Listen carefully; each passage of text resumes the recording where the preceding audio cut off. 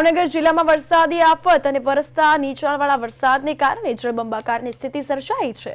મહુવા તાલુકામાં કમોસમી વરસાદથી શહેરમાં નીચાણવાળા વિસ્તારોમાં પાણી ભરાયા।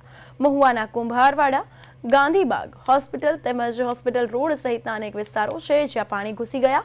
વરસાદી પાણી ભરાતા નાના મોટા વિસ્તારોમાં વાહન ચાલકો મુશ્કેલીમાં મુકાયા।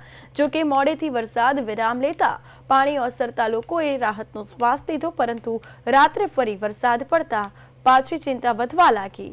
સતત વરસાદને લઈ લોકો મુશ્કેલીમાં મુકાયા છે।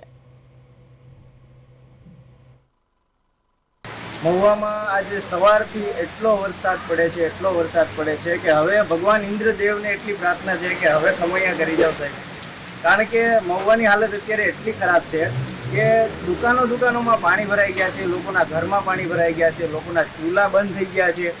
સારું કહેવાય કે મહુવામાં એટલી પ્રેમ ભાવના છે બધાને, એટલે એકબીજા હળી મળી અને કામ કરે છે, બધાને એકબીજાનો સાથ આપે છે।